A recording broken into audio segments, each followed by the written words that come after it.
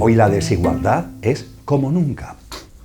Jamás se ha conocido el hecho de que el 1% de la humanidad tenga más recursos y patrimonio que el 99% restante.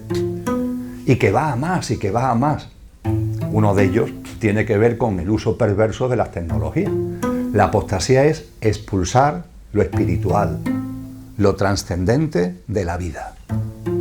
Lo que vamos a vivir en el ámbito de lo virtual y de lo artificial en los próximos 5 años va a ser tremendo. Pero ciertamente el grave peligro que tiene para el ser humano la denominada inteligencia artificial es Matrix. Matrix, la película Matrix. Nos vamos metiendo en una vida mediocre y vacía donde se nos dan becerros de oro para convertirnos en vulnerables, manipulables, alienados y finalmente prisioneros a modo de zombies. Que los que dominan el cotarro son psicópatas. Estamos gobernados por los psicópatas. Pero es que es una realidad. Pero no le da algo el ser tan mentiroso, no, porque son psicópatas. El engaño, la mentira, el embuste, es que forma parte de su carácter, por así decir, porque son psicópatas.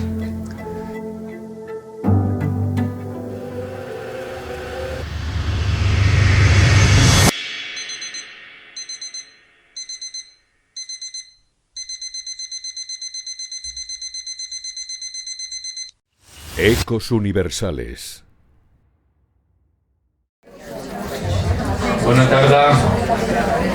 Buenas tardes. Lo primero, bienvenidos por estar aquí un año más. Ya vamos por el 14. Y nada, de momento nos sigue renovando, o sea que lo tenemos aquí en Barcelona. Lo primero, dar las gracias a Emilio por estar aquí un año más, a todas vosotras y todos vosotros. Espero que la organización haya estado bien y que estéis bien y a gusto. Y poco más. Quien no haya podido venir, en los canales tanto en el canal de YouTube de Emilio, como en el de Pulisolidaria, como en el de Noaya, puede encontrar luego el vídeo también y a compartirlo. Y bueno, vamos viendo cómo va desarrollándose todo lo que estamos viviendo, ¿no? Cada uno con su observación, su conciencia y poco más. Muchísimas gracias por estar aquí. Bueno, ya lo tenemos otro año. Gracias.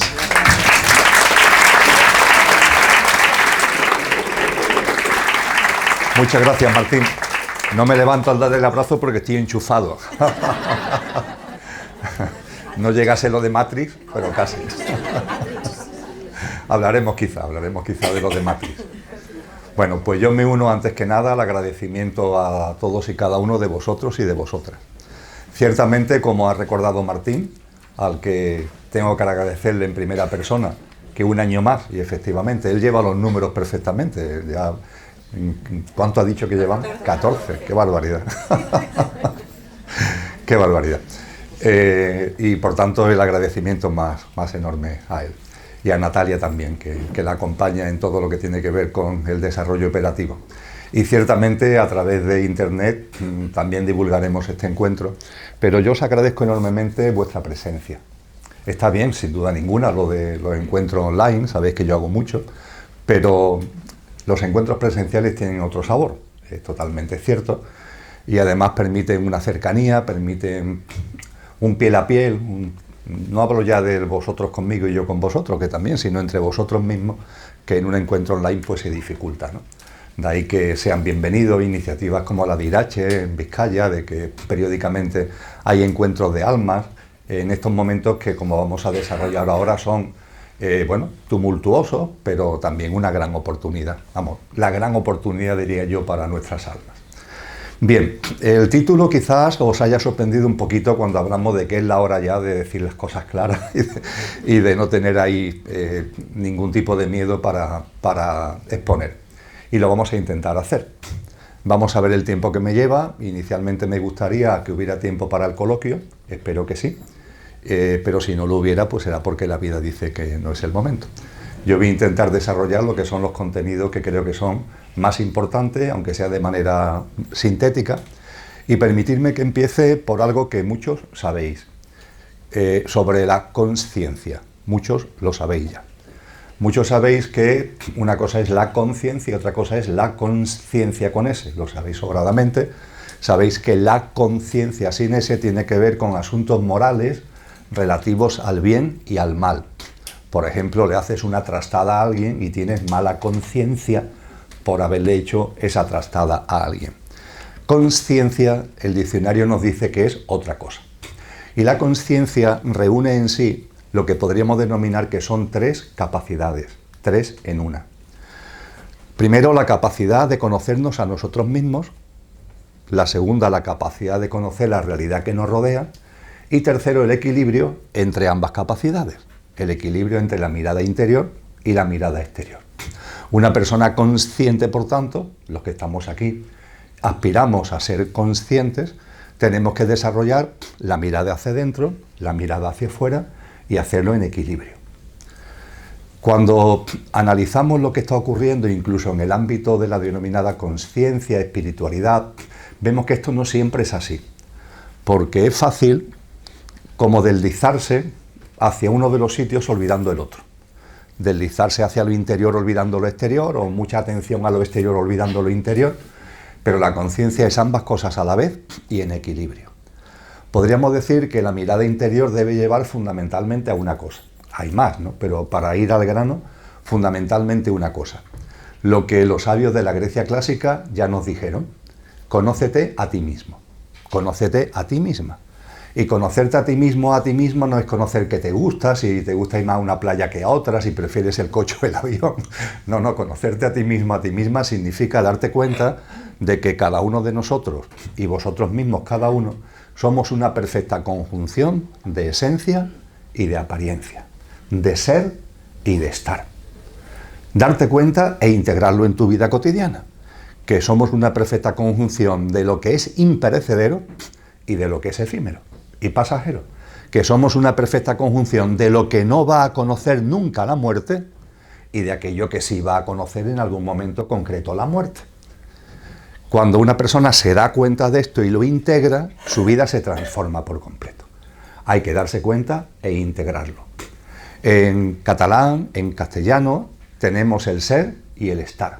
Los ingleses no, están un poco más apuradillos al respecto. Pero nosotros tenemos el ser y el estar. Y podríamos decir que nuestra esencia es el ser.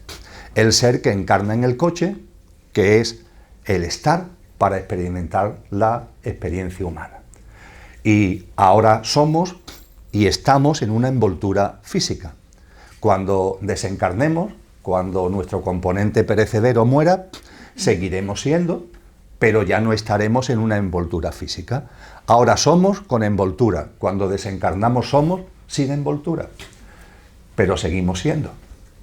Sabéis que a mí me gusta hablar del coche y del conductor. El coche es el pequeño yo, físico, emocional, mental, y la personalidad a ello asociada. Lo pasajero, lo efímero, eso es el coche. Y el conductor es la esencia, el ser, lo imperecedero que encarna en el coche para vivenciar la experiencia humana. Y cuando se produce eso que llamamos muerte, pues que simplemente que el coche ya está, ya ha cumplido la función que tenía que hacer y el conductor se baja del coche y ya está. El coche se lleva a la chatarrería, es decir, se le entierra, se le incinera, los componentes físicos, emocionales, mentales se disuelven, pero el ser que somos sigue siendo. Y no solamente sigue siendo, sino que se lleva la experiencia, lo jugoso. Cristo Jesús lo llama el aceite, se lleva lo jugoso que ha podido recolectar en esta vida. Lo que no es jugoso, lo que no tiene alta vibración, no se lo lleva, porque no tiene valor ninguno. Pero lo jugoso, aquello que tiene alta vibración que hemos sacado de las obras, de las actuaciones, de todo lo que es nuestra vida, siendo buenas personas, es como se puede resumir, pues eso contribuye a que nos llevemos aceite. Y nuestro ser, cada nueva encarnación pues va como recolectando, y ojalá recolectemos mucho, y ojalá hayamos recolectado mucho de encarnaciones anteriores. En cualquier caso, estamos a tiempo de aprovechar esta vida para recolectar. Esto es el conocerse uno mismo. A partir de este conocimiento y de la integración de esto, vivir la vida. Vivir la vida con conciencia. Es vivir de verdad, no es sobrevivir. Porque el que no se conoce a sí mismo, aquel que cree que somos simplemente lo perecedero, aquel que se identifica con el coche y olvida al conductor, realmente no vive. está sobreviviendo. Y esta sociedad, desgraciadamente, sabe mucho de eso, de sobrevivir. Y la gente lo llama vivir, pero no se está viviendo. No hay plenitud, todo lo contrario, hay mucho vacío existencial, hay mucho desgaste emocional, hay mucho estrés, hay mucha ansiedad. ¿Por qué? Porque no se está realmente viviendo la vida. Hemos olvidado al conductor, ¿y qué le pasa al coche sin conductor? Que es un coche loco. ¿Y el coche loco qué hace? Lo sabemos por los cacharritos que decimos en Andalucía, por las atracciones de feria, que se da golpes continuamente. Y observamos la sociedad y vemos un montón de coches locos dándose golpes continuamente, de una forma tremenda. Y el propio entramado político, institucional, todo el lío, está todo golpes continuos, porrazos continuos de coches locos. Esto es conocerse uno mismo, la mirada interior a la que nos llama la consciencia. Pero decíamos que es necesario también una mirada exterior, hacia afuera. Y esa mirada hacia afuera, en términos conscienciales y espirituales, se suele olvidar.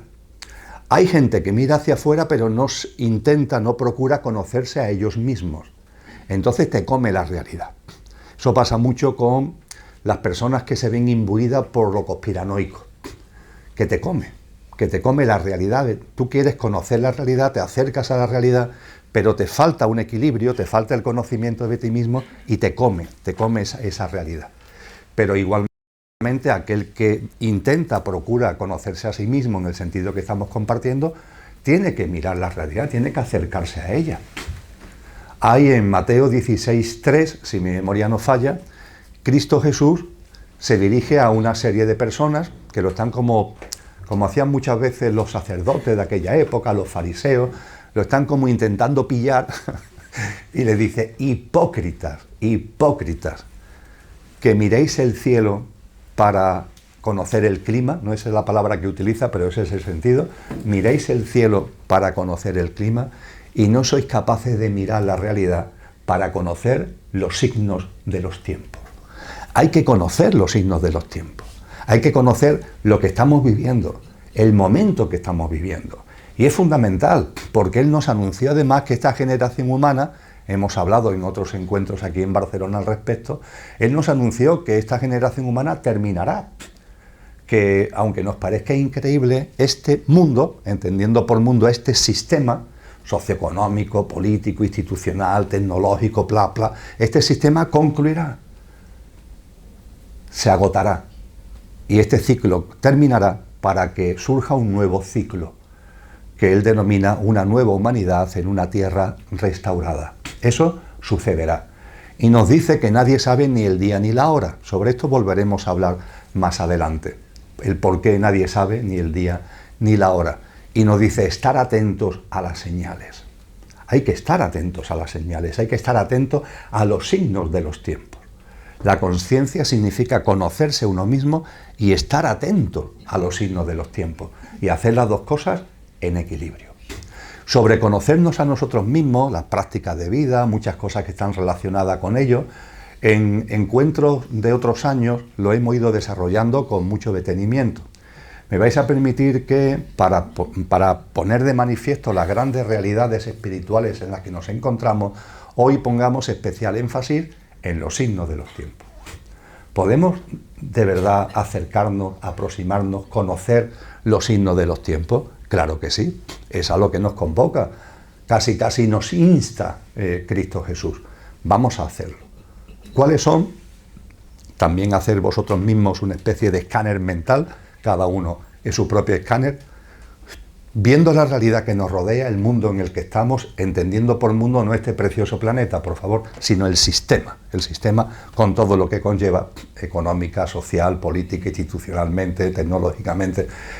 Escaneando este sistema, este mundo en el que nos encontramos, ¿cuáles son las principales señas de identidad del mismo para acercarnos a los signos de los tiempos? Yo diría que para empezar hay 6, media docena, para empezar. Ahora irán apareciendo seguro más cosas, pero para empezar hay media docena de señas de identidad que nos enseñan, nos muestran los signos de los tiempos. De estas 6, 3 tienen que ver con la mano humana, es decir, 3 están provocadas por nosotros y 3 no tienen que ver con la mano humana, sino que tienen que ver con la evolución de los ciclos. Tienen que ver con lo que Cristo nos anuncia de un ciclo que se agota en un momento determinado para que surja otro. Por tanto, el esquema que vamos a desarrollar para arrancar son 6 signos de identidad, 3 relacionados con la mano humana y otros 3 que van más allá de la mano humana. Los 3 que tienen que ver con la mano humana, seguro que los términos os suenan, unos más y otros menos.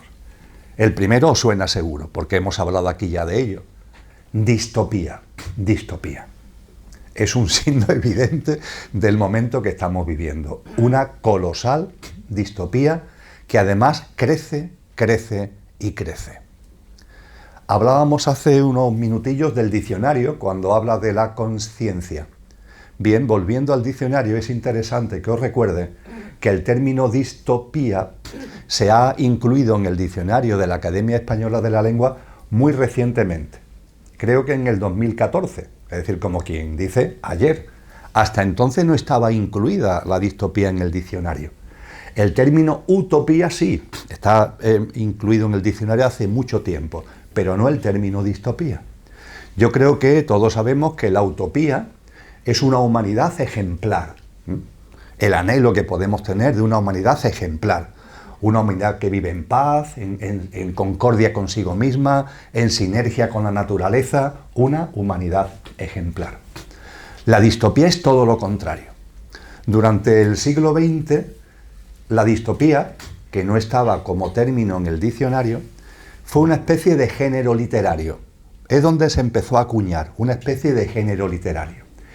¿Quién no ha escuchado hablar de la novela Un mundo feliz de Aldous Huxley o 1984 de George Orwell? Bueno, pues son iconos, son grandes referencias del género literario distópico.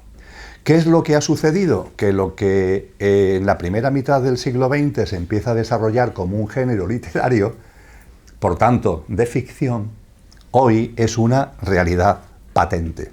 Vivimos en una colosal distopía, donde se acumulan dos cosas que también se nos anunció en boca de Cristo. Primero, los males de siempre, con más intensidad que nunca. La humanidad siempre ha sido distópica, por decirlo de alguna manera. Siempre ha habido dolor, siempre ha habido sufrimiento, siempre ha habido guerra, siempre ha habido hambre, siempre ha habido desigualdad, siempre ha habido desprecio de la vida y de la naturaleza. Eso viene de siempre. La seña de identidad en el momento actual, con relación a esto, es que es con más intensidad que nunca. Hoy la desigualdad es como nunca. Jamás se ha conocido el hecho de que el 1% de la humanidad tenga más recursos y patrimonio que el 99% restante. Y que va a más, y que va a más. Esta mañana leí un informe de un premio Nobel que curiosamente se lo ha pedido el G20. Será para meterlo en un cajón el informe, evidentemente, donde pone en evidencia que desde el año 2000 toda la renta, toda la riqueza que se ha ido generando ha ido a parar mayoritariamente a este 1% que ya tiene toda la riqueza, pero que va a más y va a más. Y frente a ello, enorme cantidad de personas que se levantan, si es que duermen, cada día, sin saber si van a poder comer en el día que está comenzando. Casi 1.000 millones de personas en situación de hambruna. La desigualdad es tremenda, una desigualdad que también se da en lo que llamamos el primer mundo, en los países desarrollados también hay una gran desigualdad. Y hay mucho dolor, hay mucho conflicto, hay mucha violencia. Hay guerras, evidentemente, pero también hay violencia entre el ser humano. Sin darnos cuenta, el virus de la violencia lo tenemos muy interiorizado, nos enfadamos con mucha facilidad, nos encolerizamos con mucha facilidad, nos cuesta trabajo relacionarnos con el otro y con nosotros de una manera pacífica, de una manera enriquecedora, queremos imponer nuestro criterio. La sociedad esta nos llama a competir, competir, competir. Incluso en el sistema educativo a las asignaturas de antes ahora le llaman competencias, tenéis que adquirir competencias, ¿no? Por favor. Cuánta competencia, cuánta lucha, cuánta violencia. Y el listado es muy largo cuando hablamos del colapso que se está produciendo con relación a la naturaleza. Es impresionante, el listado es muy largo, que pone de manifiesto que los males de siempre están ahora, evidentemente, pero con más intensidad que nunca. Es una de las características de la distopía. Y la otra característica es que no solamente están los males de siempre con más intensidad que nunca, sino que hay nuevos males que nunca antes ha habido. Por si fuera poco el que tengamos los de siempre, pero con más intensidad, además tenemos nuevos males que antes nunca ha habido. Uno de ellos tiene que ver con el uso perverso de las tecnologías, que en sí son neutras. Las tecnologías no las podemos responsabilizar, por favor, pero sí a las manos que utilizan esas tecnologías para controlar, para dominar, para manipular, para provocar ensayos de ingeniería social. Y no solamente las tecnologías, sino la ciencia en general, puesta al servicio de una serie de gente de la que lo haremos posteriormente. La distopía tiene estos dos pilares, los males de siempre con más intensidad que nunca y nuevos males que nunca antes ha habido y que ahora tenemos entre nosotros. Cuando hablamos de la seña de identidad, os decía que hay tres que tienen que ver con la mano humana. La distopía creciente es la primera. La segunda, la apostasía. Aquí el diccionario no nos vale, porque si consultáis el diccionario, la apostasía lo liga demasiado a las iglesias. Y en términos espirituales, la apostasía es mucho más. Es decir, la apostasía no es que yo, como me bautizaron mis padres en una iglesia, de adulto, digo, me declaro apóstata, borrarme de la lista. Eso es lo que dice el diccionario, que es, dicho de una forma coloquial, es lo que dice el diccionario que es la apostasía. Pero espiritualmente, metafísicamente, la apostasía es mucho más. La apostasía es expulsar lo espiritual, lo trascendente de la vida. No el borrarte de una iglesia, no, expulsar lo trascendente y lo espiritual de la vida. Eso es la distopía. El destierro, la expulsión de la espiritualidad, de una visión trascendente, el hecho de que hay una esencia más allá de la apariencia, en ti, en los demás, en la vida, todo eso desterrarlo, expulsarlo, como si no existiera, tapándolo, ocultándolo. Eso es la distopía. Eso es lo que Friedrich Nietzsche... apostasía. Muchas gracias. Eso es la apostasía. Una apostasía que, para que no me equivoque, Friedrich Nietzsche lo resumió de un modo que es contundente. Matar a Dios. Matar a Dios. En la Gaia Ciencia hay un personaje en el apartado 105 de la Gaia Ciencia que se llama el loco y que anda por las callejuelas de la ciudad buscando a Dios. Y la gente se ríe. ¿Ya estás buscando a Dios? ¿Lo has encontrado? ¿Ya estás buscando a Dios? Y en un momento concreto, este loco, entre comillas, en la plaza central, se pone a voz en grito y le dice: no encuentro a Dios porque Dios ha muerto. Y ha muerto porque lo hemos matado nosotros. Esto está escrito en la transición del siglo XIX al siglo XX. Y es un gran anuncio. Nietzsche es un gran anunciador. Es un gran anuncio de lo que va a pasar.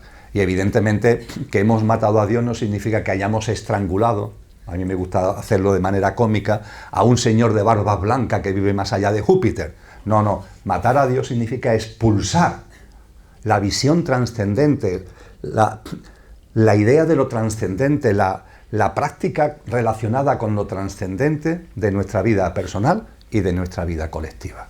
Y claro, cuando se lleva a cabo la apostasía, se abren las puertas, una vez que se mata a Dios, se abren las puertas. Creo que esta escena del Antiguo Testamento la conocéis mucho. Se abren la puerta al becerro de oro. Recordáis que el pueblo hebreo en un momento determinado a Dios, entre comillas, lo quita de en medio y hace un becerro de oro. Eso está narrado, creo que en el libro del Éxodo. Bueno, pues esta sociedad, como ha matado a Dios, ha puesto en su lugar becerros de oro, no uno, sino varios becerros de oro, y fundamentalmente dos: la denominada medicina y ciencia, por una parte, y las tecnologías. Son los dos grandes becerros de oro, y la gente lo adora. Ha olvidado lo que son, hemos olvidado lo que somos, y adoramos la medicina y las tecnologías, buscando en ellas lo que hemos perdido al desterrar la visión trascendente.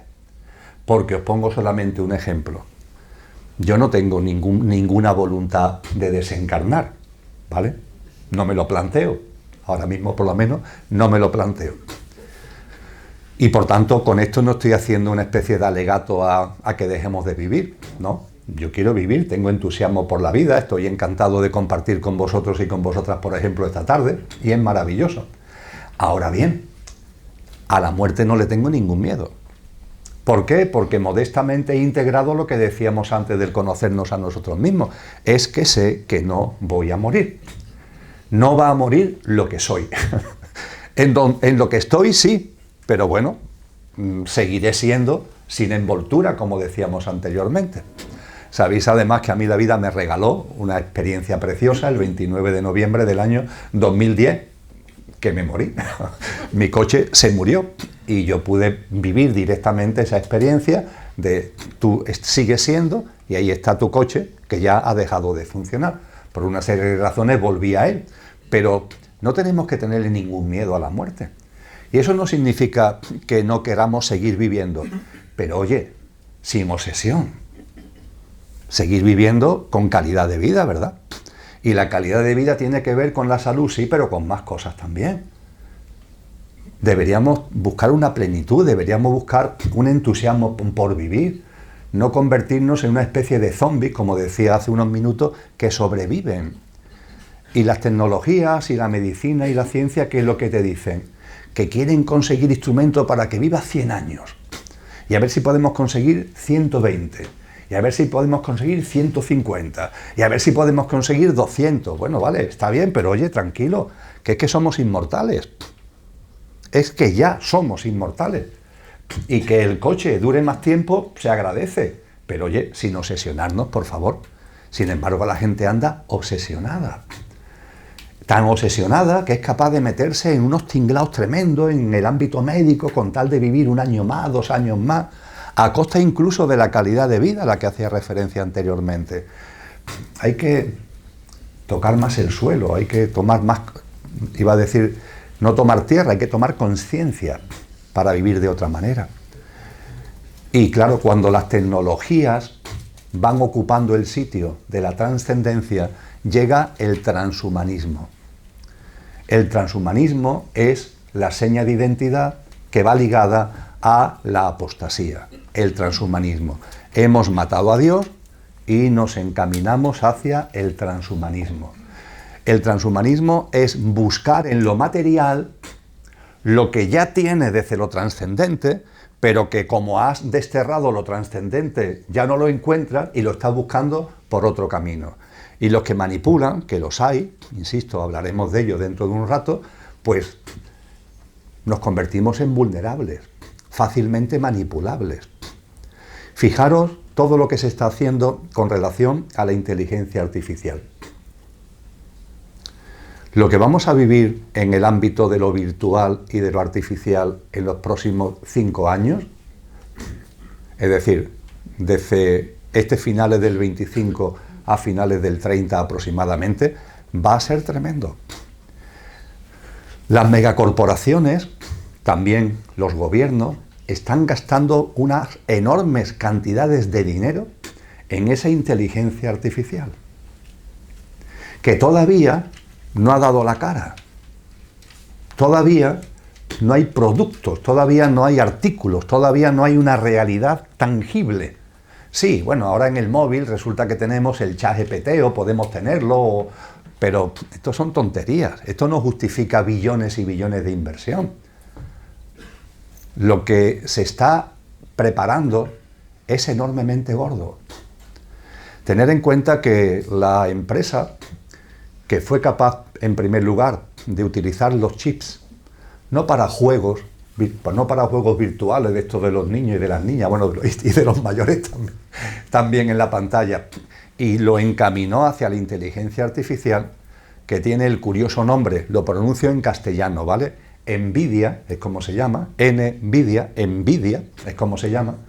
Esa empresa NVIDIA, el 9 de julio, es decir, el 9 de julio de este año, su valor bursátil, su capitalización bursátil, se situó en 4 billones con B de Barcelona, 4 billones de dólares. Esto es una cantidad que se nos escapa.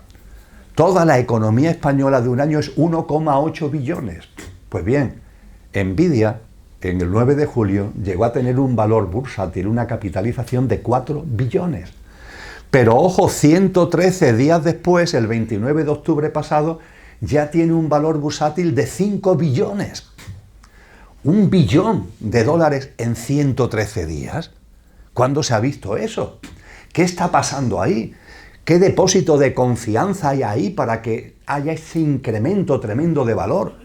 ¿Qué es lo que se espera que se consiga a través de la inteligencia artificial? Ahora hablaremos de ellos, de lo que están detrás de todo esto.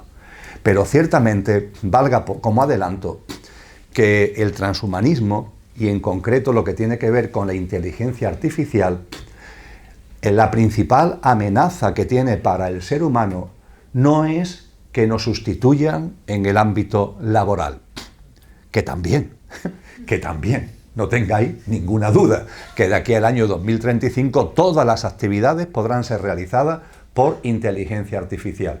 En Estados Unidos se está comercializando ya, es una de las primeras manifestaciones, un robot que es casi de la estatura de una persona, todavía tiene forma de robot, no lo han revestido para parecer que es una persona, es un robot para hacer las tareas domésticas.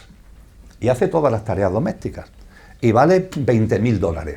Bueno, $20.000, 18.000, 19.000 euros, es un dinero, pero bueno, hay gente que está haciendo esa inversión, entre comillas. Bueno, pues lo meto en casa y nos olvidamos del servicio doméstico. Barre, limpia, parece que hace incluso la comida. A mí me cuesta trabajo creerlo, pero la publicidad la tenéis en internet. Pero me cuesta trabajo creerlo ahora. Yo sé que se va a conseguir, si es que no se ha conseguido ya. Pero esto va a pasar en muchos ámbitos. Porque fijaros además que se nos está metiendo por el camino de deshumanizar las actividades laborales. El valor añadido de muchas actividades laborales es la humanidad al desarrollarla. Un médico o una médica, aparte del conocimiento, el valor añadido es la humanidad, el contacto humano. Pero claro, si lo vamos formateando a profesores, médicos, cajeros de supermercados, etcétera, etcétera, los vamos metiendo en un ámbito en donde van perdiendo su humanidad, porque tienen un vacío existencial, porque están desgastados emocionalmente, porque están contrariados, y entonces no tienen una empatía con el que tienen delante, pues claro, estamos abriendo el camino de que si las actividades laborales se deshumanizan, pues las pueden llevar a cabo mucho mejor artilugios, que no son humanos, pero son mucho más eficientes para llevarla a cabo. Y esto va a más, Pero este no es el... Vamos, de hecho ya sabéis que hay compañías de estas médicas que se han puesto de moda ahora que te dicen que te atienden por el móvil y te atiende un bot de esto, te atiende un médico o una médica virtual. Y ya está. Y esto va a más. Pero, como decía hace un momento, esta no es la principal amenaza. La principal amenaza es el que nos metamos en el sistema casi sin darnos cuenta y nos convirtamos en una pieza más del entramado tecnológico. Nos dicen, hay el peligro de que la inteligencia artificial destruya los puestos de trabajo porque será capaz de desarrollar todas las actividades laborales. Cierto, cierto. Nos dicen también, la inteligencia artificial puede desarrollarse hasta el punto de que en un momento adquiera autonomía. Y a lo mejor en esa autonomía arremete contra el ser humano. Yo eso lo veo más difícil porque sé bien que la inteligencia artificial tiene algoritmos muy cerrados. Nos quieren hacer creer que es una especie de inteligencia libre. Mentira, tiene algoritmos enormemente cerrados. Preguntarle a la inteligencia artificial sobre determinadas cosas. Veréis cómo no es libre. Veréis cómo no hace un barrido de toda la información de internet y os dice A, B, C. No, no, no. Cuando le ponéis ante cuestiones delicadas, te da una opinión, no te está dando una información, porque sus algoritmos están muy bien definidos.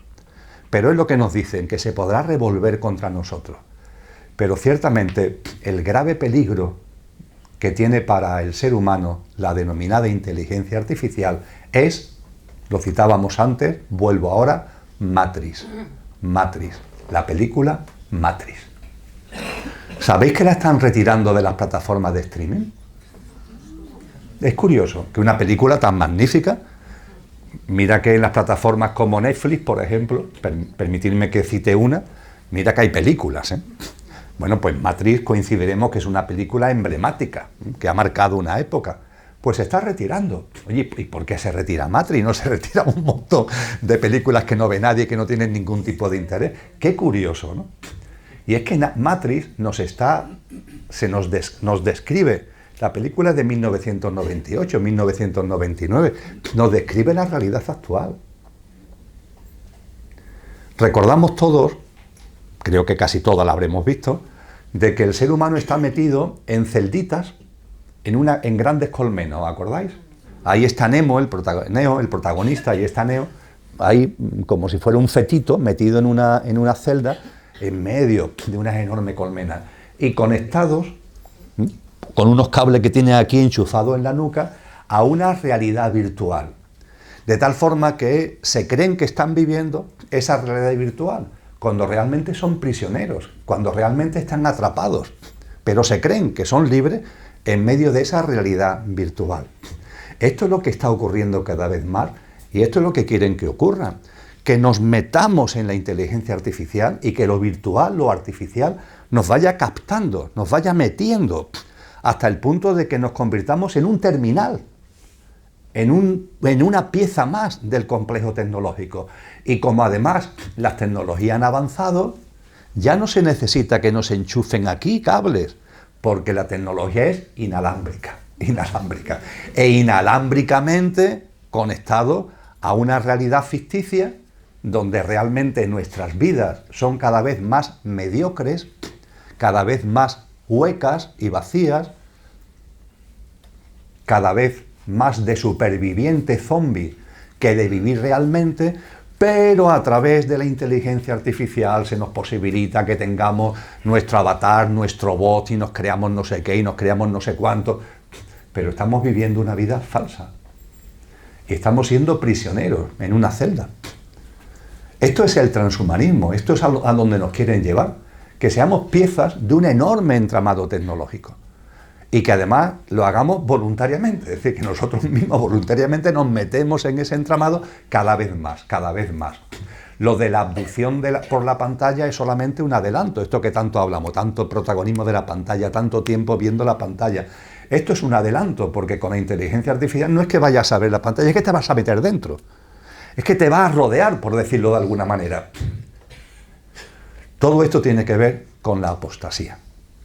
Cuando se destierra lo trascendente, perdemos esa visión de la esencia y esa visión de nosotros mismos, de los demás y de la vida, y nos vamos metiendo en una vida mediocre y vacía, donde se nos dan becerros de oro para convertirnos en vulnerables, manipulables, alienados y finalmente prisioneros a modo de zombies.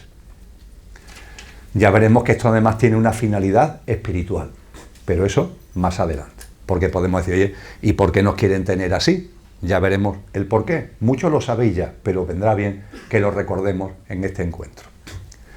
Hemos hablado de distopía y de apostasía. La tercera seña de identidad ligada a la mano humana es la iniquidad. La iniquidad es una consecuencia de las dos cosas anteriores. La iniquidad es la maldad llevada a límites inconcebibles. Y esto, amigos y amigas, lo tenemos delante. Desgraciadamente es así.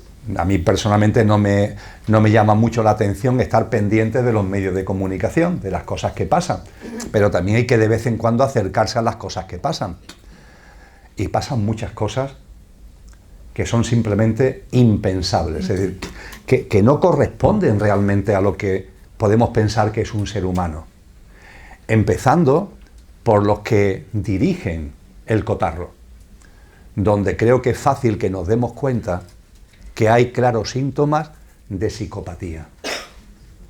¿No habéis dado cuenta que los que dominan el cotarro son psicópatas? No quiero citar a nadie en particular, entre otras cosas porque nos llevaríamos todo el tiempo de este encuentro con los nombres, con el listado de nombres, porque son muchos y están por todos sitios. Pero debemos ir al diccionario para saber lo que es un psicópata. El psicópata es el que desarrolla una actitud de psicopatía. Y son las personas frías, las personas que van a lo suyo, Las personas que no tienen ninguna consideración por los demás, ni por la vida, por supuesto. Y que para ellos los valores, los principios, la ética, no digamos ya la espiritualidad tal como la entendemos los que estamos aquí, no pinta nada. Ellos están a otra cosa. Para ellos el fin justifica los medios. Da igual lo que tengan que hacer con tal de salirse, entre comillas, con las suyas. Y esa psicopatía está enormemente presente. Jordi Pillén, que es paisano de muchos de vosotros, escribía hace, creo que fue a finales de septiembre, principios de octubre, en una plataforma en la que él escribe. Muchos conocéis a Jordi Pillén por sus libros y demás. Escribió un artículo que se titulaba así: estamos gobernados por los psicópatas. Pero es que es una realidad. Y esa realidad se pone de manifiesto en personas que que no son capaces. Es que están todo el día tomando decisiones que les benefician a ellos a costa de lo que sea. Le da exactamente igual. Y como son psicópatas, tienen además una enorme capacidad como para decir una cosa y hacer lo contrario. Es decir, yo hago lo que haga falta para mí y para mis objetivos, pero soy capaz de dar el mejor discurso diciendo que os quiero mucho y que estoy aquí por el bien común y que confiar en mí. No tienen ningún problema. ¿Por qué? Porque son psicópatas. Bueno, pero no se pone un poco coloradito o coloradita, no, porque son psicópatas, ¿eh? Pero no le da algo el ser tan mentiroso, no, porque son psicópatas, ¿eh? El engaño, la mentira, el embuste, es que forma parte de su carácter, por así decir, porque son psicópatas. Y claro, en manos de psicópatas, este mundo se ha convertido en un infierno. Y nos cuesta trabajo reconocerlo, amigos y amigas. Una de las características también de lo que estamos viviendo es que nos cuesta trabajo llamar a las cosas por su nombre, porque desgraciadamente a la iniquidad nos estamos acostumbrando. Hace unos meses, y aprovecho cada vez que tengo ocasión para rendirle un modesto homenaje, desencarnó un sabio chileno del que Lola y yo tuvimos referencia en nuestro último viaje a Chile en el año 2019, poco antes de la revuelta aquella, en octubre del 19, llamado Gastón Sublet. Una persona preciosa en todos los sentidos. Nos llevó a admirar su obra, su talante, su forma de vida. Parecía un Quijote alto, desgarbado, con 90 y tantos años. Cuando nosotros lo conocimos tenía 92. Ha desencarnado con 90 y tantos, por tanto, con 90 y muchos. Y Gastón Sublet decía con meridiana claridad: pero por favor, ¿no os dais cuenta que hemos convertido esto en un infierno? En un infierno, hablando de la iniquidad, en un infierno, y que lo damos como normal. Dice, os voy a poner un ejemplo. No podemos beber el agua de nuestros ríos y de nuestros arroyos porque está contaminada y nos dañaría. Y lo consideramos normal, ya lo hemos dado como, claro, es lógico, es que el agua de los ríos no se puede beber, que el agua de los ríos no se puede beber, que el agua de los arroyos no se puede beber, por favor, que el aire de las ciudades esté contaminado, ¿eso es normal? No pasa nada, ponemos etiquetas en los coches y hacemos zonas de mayor protección. A ver, pero que estamos asumiendo que no se puede beber el agua de los ríos, estamos asumiendo que el aire se contamina, lo estamos asumiendo. ¿No os dais cuenta que esto es un infierno? Saco estos ejemplos que pone Gastón porque son muy obvios, ¿no? Son muy evidentes, como además es que ni nos damos cuenta, ¿no? Parece normal que tengamos que beber agua tratada, vete a saber con qué, que nos llega a través de los grifos o a través de vete a saber qué procedimiento. Esto es la iniquidad. Hemos llegado a vivir en un auténtico infierno, con mucha violencia, mucha maldad, que se expresa de múltiples formas, entre ellas también en la psicopatía de aquellos que dirigen este cotarro. Distopía, apostasía, iniquidad. Vamos ahora a las tres, dijimos que eran 6, las 3 señas de identidad, signo distintivo de la humanidad actual, que no tiene que ver con la mano humana, sino que vienen por el contexto de la evolución cíclica que nos dirige precisamente hacia un nuevo ciclo humano, por más que algunos, no digamos ya a los que han matado a Dios, le cueste trabajo entenderlo. Hablamos, por tanto, de la primera de las tres que no dependen de la mano humana, la cuarta de las seis. Distopía, apostasía, iniquidad, la siguiente, aceleración del tiempo. Algo que rompe todos los esquemas habidos y por haber, pero que es visible porque se experimenta en primera persona. El tiempo se ha acelerado. Que te lo explique un científico, que te lo explique un experto en temas de calendario, de relojes, que te explique cómo es posible que haya una enorme cantidad de personas que no estamos locos y que percibimos que los días se pasan muy rápido.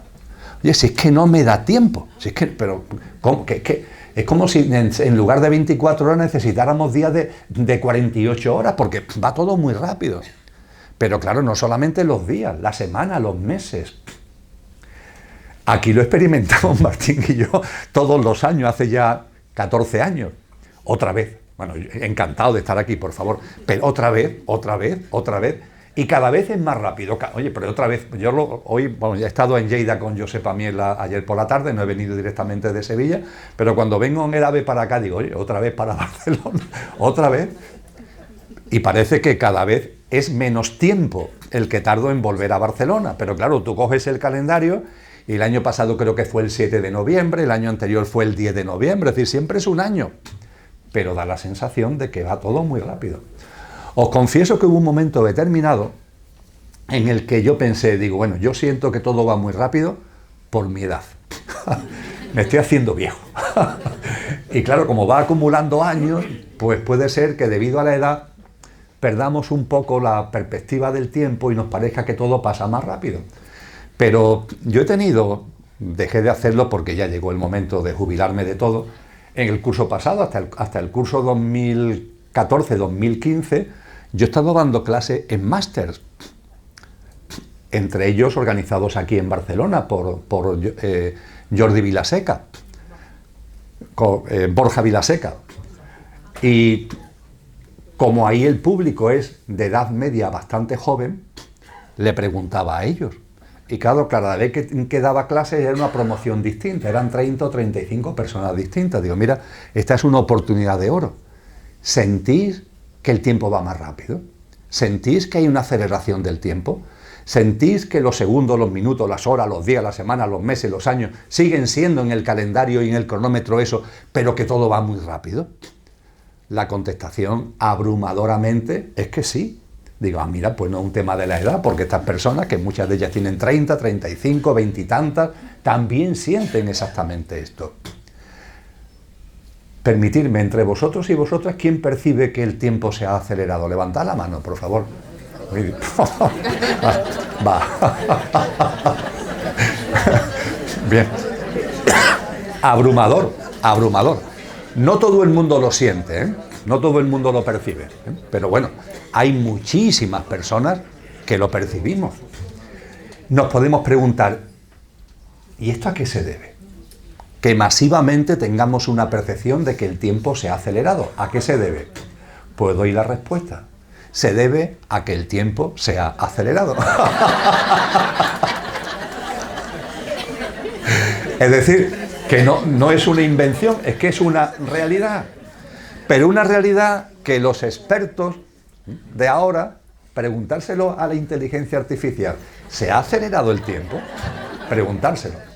Los expertos de ahora no dan respuesta, siendo un fenómeno masivo. Pero eso sí, la sabiduría de los maestros y maestras ya nos dieron la respuesta hace tiempo. Precisamente por eso Cristo Jesús nos dice, este ciclo va a terminar. Esta generación humana va a terminar para que arranque otra, que tendrá mayor calidad, tendrá mayor vibración, una nueva humanidad en una nueva tierra. Eso llegará. ¿Cuándo? ¿Cuándo? Nadie sabe, ni el día ni la hora. Por eso tenemos que estar atentos a las señales. Cristo Jesús nos indica que hay un momento determinado en donde eso del día, de la hora, deja de computarse. En la Grecia clásica existe Cronos y Kairos. Kairos es una editorial de Barcelona, pero es un término que viene de hace 2500 años o más de la Grecia clásica. Cronos y Kairos. Cronos es de donde viene la palabra cronómetro. Cronos representa el tiempo material, ese que contamos, cronómetro, en segundos, minutos, horas, y en el calendario, días, meses, años, eso es Cronos. Pero ojo, junto con Cronos hay Kairos. Y Kairos es el tiempo espiritual. Claro, a una sociedad que ha caído en la apostasía, que se ha expulsado lo trascendente, esto del tiempo espiritual, es que no sabe lo que es siquiera. Pero nos lo explicaron con mucho detalle. Y sabéis, mucho lo sabéis, que el ejemplo que me gusta poner es el de un río. Imaginaros que mis dedos son un río. Incluso los del fondo creo que si no los veis bien os lo podéis imaginar. Tengo aquí 2 dedos que representan el curso de un río, ¿vale? Lo podéis hacer vosotros mismos. Fijaros que hay un dedo que va por delante. Porque no todos los dedos miden lo mismo, ¿verdad? Hay un dedo que va por delante, que no sé cómo se llama, por cierto. El corazón. El dedo corazón va por delante, y el que está arriba, ¿cómo se llama? ¿El? Índice. Bien, pues este, que es el corazón, va por delante y el índice va por detrás. Lo podemos ver o imaginar, ¿vale? Este es el río. Este dedo que va por delante representa el tiempo material. Por tanto, no es el dedo corazón, es Cronos. Y el que va por arriba, que va por detrás, no es el dedo índice, es el tiempo espiritual, Kairos. Y el río, ¿quién va marcando la pauta? El que va por delante. Kairos va como rezagado, como agazapado, y Cronos es el protagonista. Ahora bien, nos dicen los sabios de la Grecia clásica, imaginaros que el río tiene aquí una catarata. La catarata es el cambio de ciclo, pero un gran cambio de ciclo. La conclusión de un ciclo para que comience otro gran ciclo. Lo que Jesús dice, el final de una generación humana para que arranque una nueva humanidad. Eso es la catarata. ¿Qué le sucede a un río cuando se va acercando a una catarata? Que se acelera. Primera cosa, que se acelera. ¿Y acelerarse qué significa? Si Cronos es si el dedo de abajo es el tiempo lineal, el tiempo material, el tiempo lineal material no se puede acelerar. Miramos el reloj y los minutos son minutos, no se acelera. Entonces, ¿cómo es posible que cuando nos estamos acercando al cambio de ciclo, el río se acelere? Pues muy sencillo, porque cuando nos estamos acercando a la catarata, es Kairos el que toma el mando. El dedo corazón se retrotrae y es el dedo índice el que toma el protagonismo. Cronos se retrotrae y es Kairos el que toma el protagonismo. Por eso se puede acelerar, porque el tiempo espiritual no es lineal. El tiempo espiritual no es el tiempo material, lineal, cronológico. La aceleración del tiempo que estamos viviendo, amigos y amigas, se nos ha enseñado hace ya mucho tiempo que es una característica de que el río de la vida, en el que estamos inmersos como humanidad, se está acercando a la catarata. No le pongáis fecha a la catarata, porque entonces tendríamos que tirar de Cronos, y Cronos ya no juega, Cronos se ha quedado ya en el banquillo. El que tiene ahora el protagonismo es Kairos. Fijaros que esto no solamente lo han enseñado en la Grecia clásica, está en muchas tradiciones. Por ejemplo, ¿quién no se acuerda del 21 de diciembre del 2012? El lío que se armó aquí, entre nosotros, en Europa, en Estados Unidos, con el 21 de diciembre del 2012. El fin del mundo, se va a acabar el mundo. ¿Que se va a acabar el mundo? ¿Quién dice eso? Los mayas. Y es verdad que los mayas estaban, la palabra es correcta, obsesionados por el tiempo. Fue una civilización que el tiempo, los ciclos, las estrellas, lo estudiaba profundamente, con mucha profundidad. Yo estaba todavía fuera, estaba en mi época kármica, estaba fuera de las labores de conciencia, cuando fui a dar clases, unos cursos de verano, a la ciudad de Antigua, en Guatemala. Y fueron 2 semanas, con lo cual, bueno, pues allí compartía con otros profesores y profesoras, algunos eran de allí, y bueno, pues ya cuando llevaba allí 2 o 3 días, oye, Emilio, vente a cenar a casa, en fin, lo lógico, ¿no? No soy psicópata, así que empaticé además de buena gana, no con intereses ahí rebuscados, no, de buena gana. Y recuerdo una noche que en las personas que habían invitado a cenar había 2 personas que eran mayas. Y hablando con ellos, dice, mira Emilio, te vamos a llevar a que vean unas estelas. Las estelas son los calendarios mayas que están, entre comillas, en medio del campo. Entonces me estuvieron explicando cómo los mayas estudiaban mucho el tiempo, cómo sus calendarios tenían la cuenta corta, tenían la cuenta larga, se alargaban miles y miles de años sus calendarios, y al verlos, al ir a ver las estelas, claro, tú vas viendo el calendario y la estela termina y el calendario termina. Y la pregunta es, bueno, ¿y lo que viene a continuación está en otra piedra, está en otra estela? No, es que ahí termina el tiempo. ¿Cómo? Que ahí termina el tiempo. Porque nuestros maestros nos han enseñado que existe el tiempo y el no tiempo. Y llegará un momento en el que el tiempo ya no tenga lugar y tome el mando el no tiempo. Hoy os puedo decir que el tiempo maya es Cronos y el no tiempo es Kairos. Es exactamente lo mismo. Y cuando los mayas decían que sus calendarios terminan aquí, y en nuestro calendario traemos la fecha del calendario maya, y es el 21 de diciembre del 2012, no nos estaban diciendo que terminara el mundo, sino que a partir del 21 de diciembre del 2012 deja de mirar o de pensar en clave de calendario, porque hemos entrado en una nueva fase. Es una fase distinta del devenir humano. Hemos entrado en el no tiempo. Hemos entrado en Kairos. Y efectivamente, Cronos se ha agazapado, Kairos ha cogido el mando ante la proximidad de la catarata y estamos viviendo una aceleración del tiempo. La aceleración del tiempo por la que habéis levantado la mano no es que estáis locos, sino que es la manifestación, acudiendo a toda esta sabiduría, de que Kairos ha cogido el mando. Estamos ya en medio de Kairos, que es el tiempo espiritual que anuncia en el horizonte una catarata, aunque no le podamos poner fecha a la catarata. Pero claro, distopía, apostasía, iniquidad, aceleración del tiempo que anuncia un cambio de ciclo, ojo, que anuncia un cambio de ciclo, esto no depende de la mano humana, supera a la mano humana, anuncia un cambio de ciclo, pero hemos dicho que la aceleración va unido también ¿a qué? A removimiento. Conforme el río se va acercando a la catarata, no solamente se acelera, sino que se remueve, ¿verdad? Y cuanto más cerca está, más removimientos hay. Con lo que la cercanía al cambio de ciclo va unido a removimientos. Y claro, cuando por la mano humana hay distopía, apostasía, iniquidad, estos removimientos chocan contra esos 3 parámetros y el removimiento es exponencial. Es decir, si el contexto generado por la mano humana fuera otra, viviríamos removimientos, pero por así decir, naturales.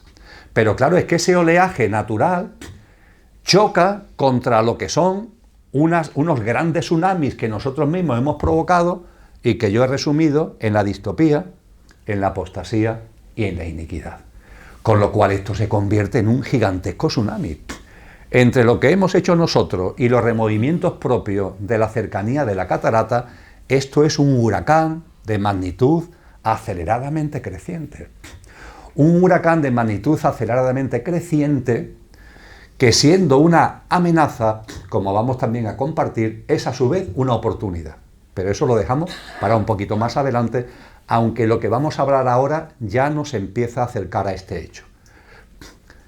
Distopía, apostasía, iniquidad, aceleración del tiempo, removimientos, nos queda una. Y para esa una que nos queda vuelvo a utilizar la terminología maya. La sala de los espejos. La sala de los espejos. Qué expresión más bella, más poética. ¿Qué significa esto de la sala de los espejos? Pues que de la mano del protagonismo de Kairos, en la cercanía de la catarata, sucederá algo más, que ya está sucediendo. Y es que cada vez más todo está a la vista. Todo está a la vista. En lo personal y en lo colectivo y en lo personal, ojo. No solo es que esté a la vista lo de fuera, es que también te puedes y te debes ver mejor a ti mismo. Porque todas estas circunstancias que estamos compartiendo, de distopía, de apostasía, de iniquidad, de aceleración del tiempo, de removimiento, son una oportunidad para que te conozcas mejor. Porque lo mismo tú te crees que eres una persona muy pacífica y muy armónica.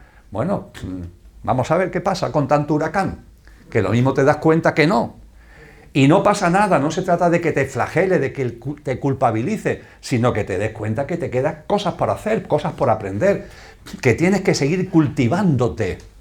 El cultivo del alma, tienes que seguir cultivándote. Esto no ocurre para que nos flagelemos, nos culpabilicemos, no, para que nos demos cuenta de que aún tenemos un camino por recorrer y tomemos conciencia y nos tomemos en serio nuestra propia autotransformación, nuestro propio autoconocimiento y autotransformación, de lo que hablaremos también posteriormente. Es una oportunidad. Y por supuesto no solamente te ves mejor a ti mismo, cuando las circunstancias aprietan, te ves mejor a ti mismo.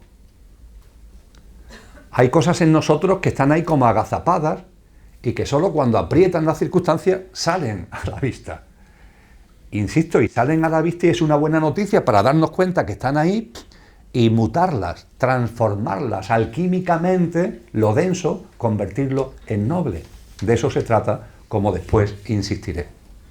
Y también, por supuesto, está a la vista lo de fuera, lo que ocurre fuera.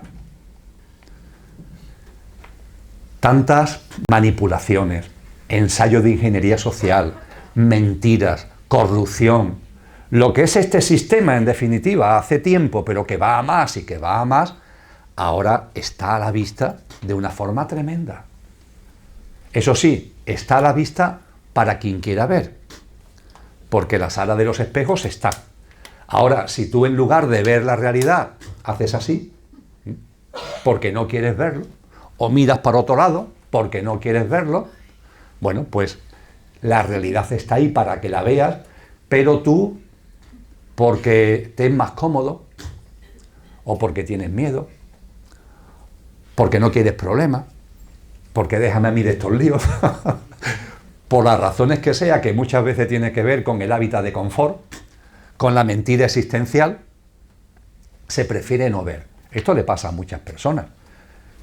Pero lo que comentaba anteriormente, que parece que hubo también un asentimiento de que estamos gobernados por psicópatas, esto está a la vista, para el que quiera ver.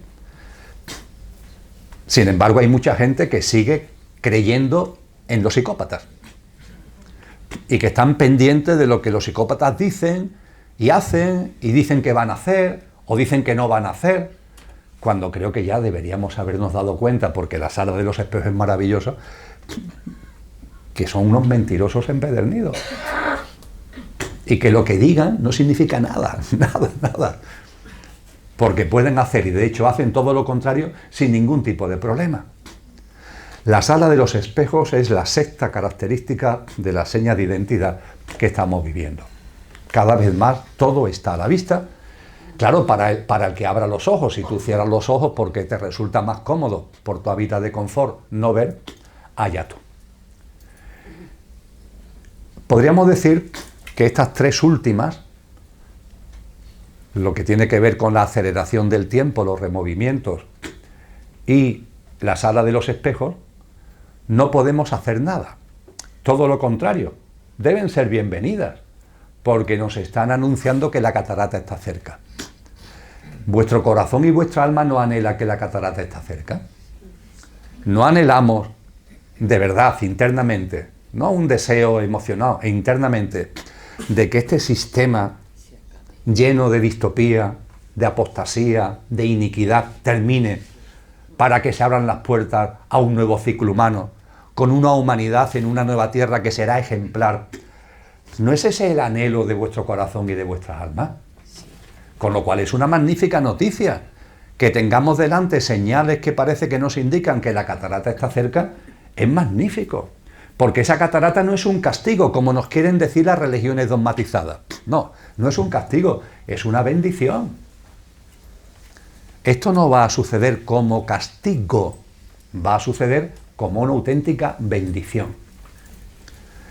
Y estas características, estas tres, insisto, van más allá de nosotros. Pero la distopía, la apostasía y la iniquidad la hemos generado nosotros. Permitidme que os haga esta pregunta. ¿Por qué? ¿Por qué hemos generado nosotros tanta distopía, tanta apostasía, tanta iniquidad? ¿Por qué? En primer lugar, tenemos que mirarnos a nosotros mismos para aprender, no para, repito, culpabilizarnos. Hay mucha inconsciencia. Hay mucha inconsciencia. Hay mucha gente que su tesoro es lo material. Nos decía Cristo Jesús, donde esté tu tesoro, está tu corazón. No es posible que tu tesoro, lo que te importa, tu objetivo, tus metas, tu tesoro esté aquí y tu corazón esté aquí. Eso no es posible. Tu corazón está, donde está el tesoro, está tu corazón. Y hay mucha gente que su tesoro es lo material. Tener, retener, poseer, alcanzar no sé qué. En fin, esto que esta sociedad tan extraña multiplica continuamente. Todo muy materialista, objetivos muy materialistas. Y además no aprendemos. Porque ya ha habido muchas personas, pero en época reciente, que han alcanzado muchas cosas materialmente y se dan cuenta del vacío que tienen. Se dan cuenta que tanto tener, retener, poseer, lo que llamamos éxito, el llegar a no sé dónde, no te da plenitud de vida. Que tienes 40, 50, 60 años, parece que has llegado a donde querías llegar y estás vacío. Y hay muchas personas que habiendo llegado muy alto, entre comillas, entran en depresión profunda y el estado de ánimo se le viene abajo. ¿Por qué? Porque se dan cuenta que ese no es el camino. Bendito sea el que te des cuenta, porque es el momento de retomar el camino. Pero sin embargo, mucha gente que está como empezando sigue con los mismos parámetros, sin atender a gente que ya han andado ese camino y están diciendo, oye, que esto no es. Pero claro, los medios de comunicación, el sistema educativo, la familia, los pum pum, te están martilleando continuamente con un modelo que es fracasado, que es un modelo que no te va a llevar a ningún sitio, pero que como todo el mundo dice que es lo que hay que hacer, pues ya está, en el sistema de creencias, tú sigues ahí el camino de los borregos, ¿no? Todo, venga, pues para allá, aunque sabes que eso no te va a dar ni mucho menos la plenitud que ansía tu alma. Y ciertamente eso está ocurriendo. Pero ojo, no solamente hay personas que claramente su tesoro es material y su corazón está ahí en lo material. Hay personas que se autoengañan y dicen, no, mi corazón es espiritual, es consciente. Prueba del algodón. ¿Cuál es tu tesoro? Es la prueba del algodón. Si lo que te importa, si lo que te interesa, si lo que es tu meta, si lo que es tu objetivo, si lo realmente importante para ti es A, tu corazón está en A. Con lo cual, si para ti lo material es lo importante, tu corazón está en lo material. No te autoengañes diciendo que tú estás en lo espiritual, no sé qué, porque es mentira. Porque es mentira. No puedes estar hablando de espiritualidad y estar obsesionado por los poderes y riqueza de este mundo, cosa que le pasa a las religiones dogmatizadas. Hablan de espiritualidad, pero en medio de riqueza, de poder. Vamos a ver, no puede ser. Es una contradicción flagrante. No caigamos en esa contradicción. Eso también tiene que ver con la inconsciencia. Podríamos decir que hay mucha inconsciencia y también hay personas que le gustaría dejar la inconsciencia, pero que puede ser que nos autoengañemos. Bueno, pues darte cuenta. Y no para culpabilizarte, sino para corregir el camino, para ser coherente y a ser posible impecable en esta senda que la espiritualidad conlleva y de la hablaremos en la parte final de este encuentro. Por tanto, cuando hablamos de distopía, de apostasía y de iniquidad, tenemos que mirar en primer lugar nuestra propia responsabilidad a través de la inconsciencia. Y el granito de arena o la piedra, pum, grande que hemos puesto para que esta sea la realidad en la que vivimos. Eso no quita de que haya también algo más. Y algo más son ellos. Ellos. Ellos son los que de forma consciente, lo que entienden ellos por conciencia, manipulan, engañan, tergiversan para que nos mantengamos inconscientes. Nosotros ya ponemos nuestro granito, ¿eh? O puede ser que lo pongamos, pero ellos no paran de generar condiciones y de crear situaciones para mantenernos en la inconsciencia. Siempre lo hacen igual: miedo, inseguridad e incertidumbre. Lo que yo llamo el trípode del peligro existencial: miedo, inseguridad e incertidumbre. Por una cosa, por otra, en la salud, en la economía, en no sé qué, en las guerras, bla, bla, miedo, inseguridad e incertidumbre. Porque todos sabemos que Putin va a invadir Madrid dentro de 3 o 4 días. Y si invade Madrid pasará antes por Barcelona, así que no vaya a librar. Y una cosa, y otra cosa, y otra cosa, y otra cosa, y otra cosa. Lo hacen adrede. Es como una gota malaya. ¿Sabéis lo que es una gota malaya, verdad? Que una gota no hace nada, pero cuando es una, y otra, y otra, y otra, finalmente en la piedra del suelo termina haciendo un agujero. Y esa gota malaya produce en nosotros desgaste emocional, nos hace vulnerables, nos genera ansiedad, nos provoca enfado. Y no nos damos cuenta. Hay mucho enfado, hay mucha cólera, hay mucha ira entre la gente, hay mucha confusión, hay mucho desgaste emocional y mucha turbulencia mental. Y en parte tiene que ver con nosotros, pero también está provocada por esta gota malaya de los que están ahí, y una cosa, y otra cosa, y otra cosa, y otra cosa, y no paran. Y cuando no es por esto, es por aquello, y si no, por lo que vendrá, o por lo que ha venido, por lo que pasará. Es tremendo. Es una auténtica manipulación del inconsciente colectivo. Algo que está inventado hace mucho tiempo y que se está llevando ahora a cabo de una forma tremenda, tremenda. Ellos. ¿Quién hace esto? Ellos. ¿Por qué digo ellos? Porque es la expresión que utilizó Albert Einstein. Un científico, el más importante posiblemente del siglo XX, pero de una enorme espiritualidad. Un gran admirador de Cristo, siendo judío, un gran admirador de Cristo. Y una persona de una mente, ¿no?, de unas capacidades extraordinarias, como todos sabemos. ¿Habéis visto la película Oppenheimer? Ha ganado un Oscar en este año 2025. La película Oppenheimer lleva el nombre del director del programa que dio lugar a la bomba atómica norteamericana. Perdonadme que haga una nota a pie de página con esto porque merece la pena.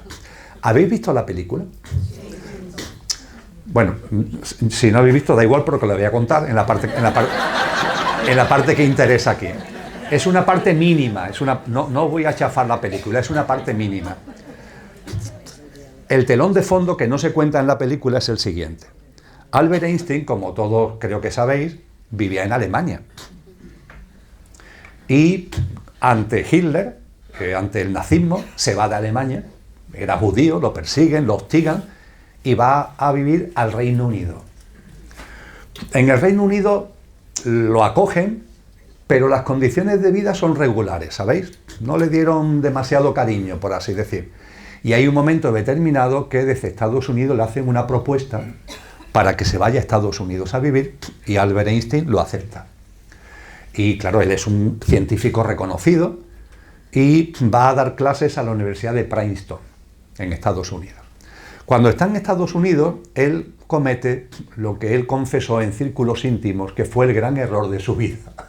Y es escribir una carta al presidente de los Estados Unidos, advirtiéndole, alertándole de que los alemanes, el régimen nazi, estaba desarrollando un arma potentísima, que es la bomba, lo que hoy llamamos la bomba atómica. Einstein, ¿por qué le escribe esa carta al presidente de los Estados Unidos? Para que en los objetivos militares vayan directamente a destrozar la infraestructura donde se puede estar generando esa bomba atómica. ¿Y qué es lo que hace el presidente de los Estados Unidos? Dice, que esto están creando una bomba atómica con la que ganar la guerra. Lo voy a hacer yo. A ver, que yo lo que te he advertido es que este no es el camino, que hay que acabar con esto. No. Antes que Hitler la voy a conseguir yo y así no va a ganar Hitler la guerra, la voy a ganar yo. Dios mío, teníamos un problema y ahora tenemos dos. Y cuando el presidente de los Estados Unidos pone en marcha el programa nuclear, el programa atómico, le dice a Einstein que dirige el programa. Y dice, mire usted, que yo no quiero dirigir el programa. Es que yo no le he escrito a usted para que aquí hagamos una bomba atómica, sino para impedir que la haga nadie. Y los alemanes que van todavía un poquito por delante. Entonces se busca un sustituto, como Einstein no quiere ser, y el sustituto es Oppenheimer, que es el protagonista de la película. Oppenheimer... todo el programa nuclear se desarrolla en zonas desérticas, pero mientras que establecen todo lo que es la infraestructura, él va a Princeton, a la Universidad de Princeton, donde está Einstein. Entonces está Oppenheimer con uno que lo seguía, un político, entre comillas, que lo seguía continuamente, y está en un despacho y ve que Einstein está al fondo, en el campus, verde, muy bonito, con un lago, y Einstein está muy tranquilito echándole migas de pan a los patos. Dice, mira, ahí está Albert, voy a ir a saludarlo. Entonces se ve en la película que bajan los dos y cuando van acercándose Oppenheimer al que lo acompaña y dice, hombre, déjame ya, ¿no? Déjame ya de seguirme, que quiero hablar con Einstein yo tranquilo. Entonces se acerca y no sabemos lo que hablan. No sabemos lo que hablan. La película no te lo muestra. Los dos mantienen un diálogo. En la película se ve que están hablando al lado del lago, pero no te dicen de qué están hablando. Tienes que esperar al final. Porque al final también a Oppenheimer le leen la cartilla, ¿eh? Aunque consigue la bomba atómica, etcétera. Pero claro, Oppenheimer, ya una vez que ya se ha terminado la guerra, él intenta reconducir esto. Por favor, no entremos en una carrera atómica. Y entonces ya lo quitan de en medio. Y es entonces cuando él está, por una serie de circunstancias, se trae a colación otra vez la escena, que no habíamos sabido lo que se dice, pero ahora nos lo muestra ya el director. ¿Cuál es el diálogo entre Oppenheimer y Einstein? Le dice Oppenheimer a Einstein, oye, ¿por qué no te hiciste responsable del programa nuclear? Yo lo he asumido porque tú has dicho que no. ¿Por qué tú no has querido ser? Y lo que le viene a decir a Einstein, lo digo a mi manera, ¿vale?, de forma coloquial, es porque lo más bello que podamos crear, fijaros, lo más bello que podamos crear, si lo ponemos en manos de ellos se convierte en maldad. Lo más bello, lo más maravilloso que podamos crear en manos de ellos es maldad. Esta es la gran realidad, amigos y amigas. Hay unos ellos donde todo lo transforman en lo mismo. En lo que tiene que ver con sus objetivos, con sus intereses, con su maldad, con su psicopatía, todo.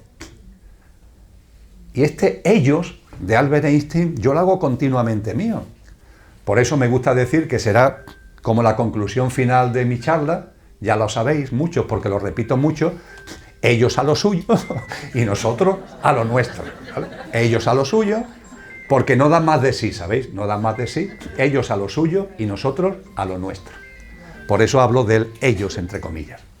Pero tenemos que dar un pasito más, para poner en evidencia la crudeza de lo que estamos viviendo. ¿Quiénes son ellos?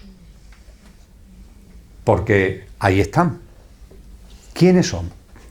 Bien, yo me he entretenido en la comunidad de Telegram que tenemos en el proyecto Conciencia y Sociedad Distópica, he publicado artículos al respecto. En el libro Prognosis del Horizonte Venidero que publiqué en febrero, hay datos al respecto también.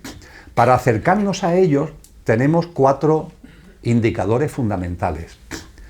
Grandes fortunas personales, grandes fortunas familiares, las grandes megacorporaciones y los grandes megafondos de inversión. Escarbando en esto, nos acercamos a la creen de la creen, al núcleo duro de lo que hay ahí, en eso que llamamos ellos.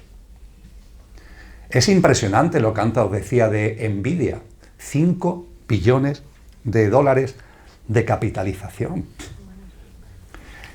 Alemania todavía está en declive, pero todavía es la tercera potencia económica mundial. Está Estados Unidos, China y Alemania. El valor bursátil de Nvidia es como la economía alemana anual, como el PIB, que dicen los economistas, que decimos los economistas, anual, igual a la tercera potencia económica mundial. Pero claro, es que detrás de Nvidia hay otras grandes megacorporaciones, con valores bursátiles de 4 billones y de 3 billones, Microsoft, Apple. Y podemos hacer el listado de las 10 grandes, son más, pero las 10 grandes megacorporaciones. Y podemos comprobar que entre ellas manejan una parte importantísima de la economía mundial. No digamos ya cuando hablamos de los megafondos de inversión.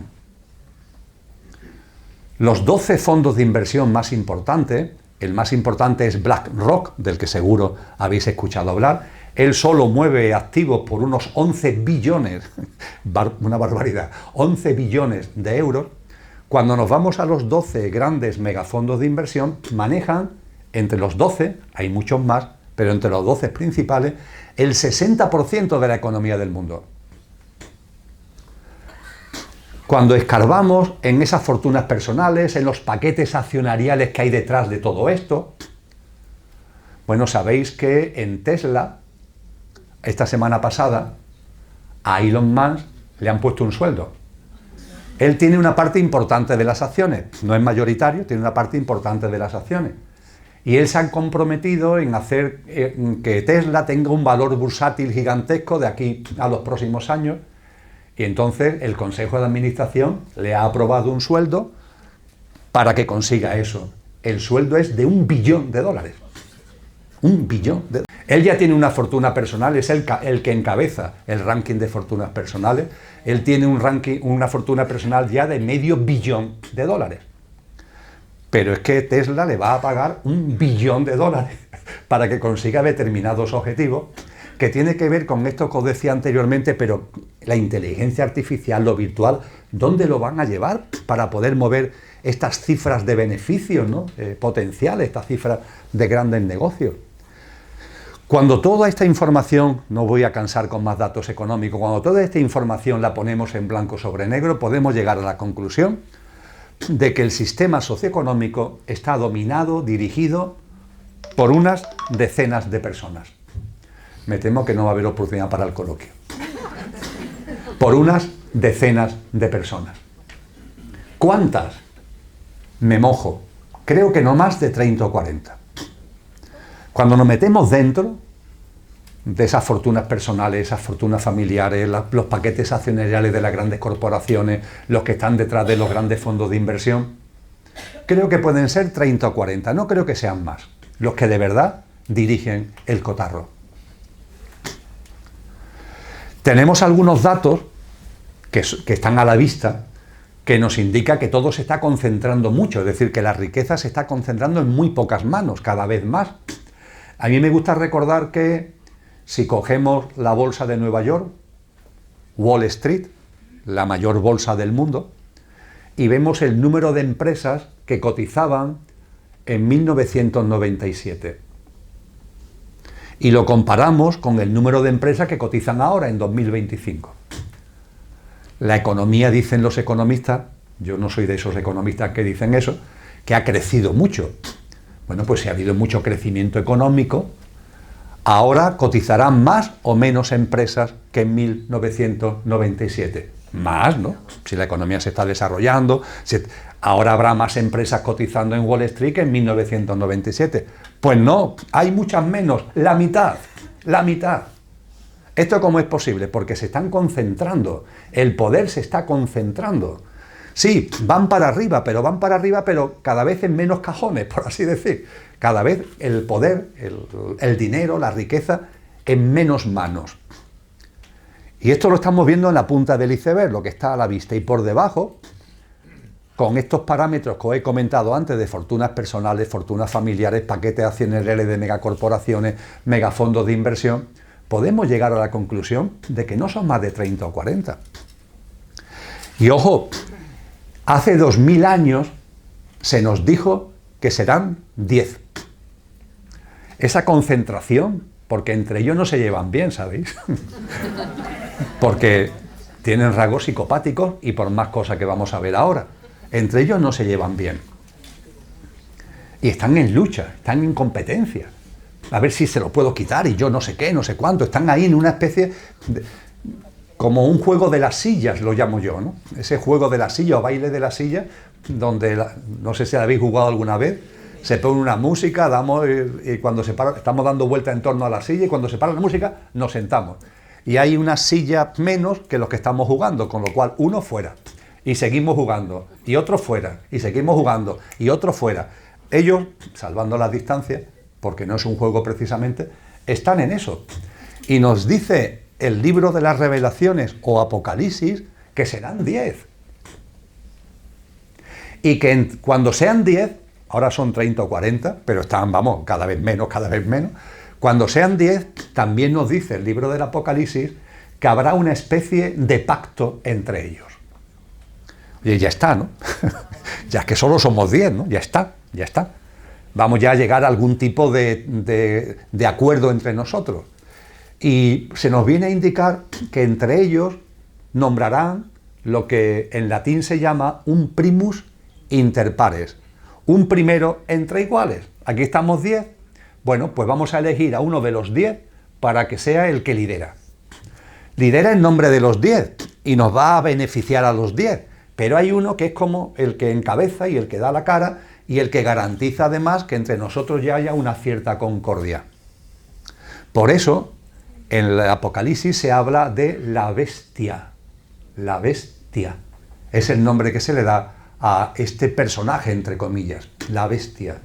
Y por eso se nos dice que la bestia tiene 10 cuernos que representan a 10 reyes. Claro, no son reyes, eso ya pasó a la historia, eso de los reyes, el dinero, el poder, ya no, pero metafóricamente son 10 reyes. Y la bestia representa con sus cuernos a esos 10 reyes. Y es el primus inter pares que dirige lo que es el triunfo de la bestia, en terminología del libro del Apocalipsis, que tiene mucho que ver con lo que nosotros llamamos el nuevo orden mundial. Un nuevo orden mundial que está actualmente en avanzado estado de configuración. Y la bestia es la que regirá. Se nos dice en el Apocalipsis, os recuerdo, que hay una bestia primera, que es esta, que tendrá un perfil político-económico, y que la primera bestia tendrá una especie de mano derecha que hasta actuará por su delegación, que tendrá, ojo, un perfil espiritual. Ojo con esto, porque se nos advierte que llegará un momento donde la confusión se querrá llevar al extremo de que confundamos lo que es la espiritualidad hasta el punto de que la mano derecha de la primera bestia a la segunda le demos verosimilitud de espiritualidad. Hay una empresa en Estados Unidos, una corporación Palantir, que es en la que el gobierno norteamericano tiene depositado todas las bases de datos. La agencia tributaria, los ficheros policiales, la CIA, el FBI, la NSA, todos es una misma corporación tecnológica la que maneja todos los datos. Y tiene un líder esa corporación tecnológica, que no recuerdo ahora su apellido. Y ese señor en septiembre ha organizado unos seminarios sobre el anticristo. Sí, sí, dice Irache, sí. Os lo aseguro, sobre el anticristo. Es decir, a ver, el CEO de una corporación que manipula, domina, controla, habla del anticristo. No se extrañe porque esto va a pasar cada vez más. Es decir, ellos también van a dar unos mensajes espirituales. Y ojo con esto porque nos dice el Apocalipsis que muchos seremos engañados. Crearán falsos cristos. Ojo con esto. No es para tener miedo, es para estar atentos simplemente. Y por favor, que nadie se dé por ofendido. Ojo con la New Age. Ojo con la New Age. Porque la New Age puede tener que ver con esto. Porque nosotros no somos Dios. ¿Vale? No somos dioses. Emilio no es un dios. Ya, pero tú en tu esencia, el yo soy, no somos dioses. Esa frase preciosa que se lo debemos a un gran sabio hace ya tiempo, a Al-Hadal. Dios es yo. Dios es yo. Él no dice yo soy Dios, no, Dios es yo. Es muy distinto, Dios es yo. Y yo soy Dios cuando ceso de ser yo. Esa es. Dios es yo y yo soy Dios cuando trasciendo a mi pequeño yo. Cuando vivo en clave que va más allá del Emilio de turno, del pequeño yo físico, emocional y mental, cuando tengo una visión que supera lo egoico, el pequeño yo, entonces sí estoy sacando en valor mi divinal esencia, que es como lo llama San Juan de la Cruz, mi divinal esencia.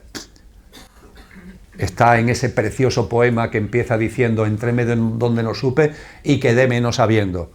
Y al final del poema nos dice San Juan de la Cruz, y si queréis saber en qué consiste esta suma ciencia, es un subido sentir de la divinal esencia, un subido sentir de la divinal esencia. En nuestro ser más íntimo está esa divinal esencia y estamos llamados a hacer presente esa divinal esencia. Pero esa divinal esencia se hace presente desde el conductor, no desde el coche. Y los coches locos se llaman dioses. Ya es el colmo de la locura de los coches locos. No, Dios es tú, está en ti, esa esencia, esa semilla. Y Dios es yo, y yo soy Dios cuando ceso de ser yo. Cuando es el conductor el que va tomando presencia, nuestra dimensión álmico-espiritual la que va tomando presencia. Pero todo esto en el mundo de la denominada conciencia, espiritualidad, hay un bochinche, hay un lío tremendo. Fijaros lo que significa yo soy Dios, Dios es yo, y yo soy Dios y ceso de ser yo. Lo primero que hacen es borrar el cesar de ser yo. No, Dios es yo y yo soy Dios, pero no tengo que cesar de ser yo. La frase entera, Dios es yo soy Dios, si ceso de ser yo. El sin cesar de ser yo, un poquito de imaginación, lo borramos, ¿vale? ¿Qué es lo que queda? Dios es yo y yo soy Dios.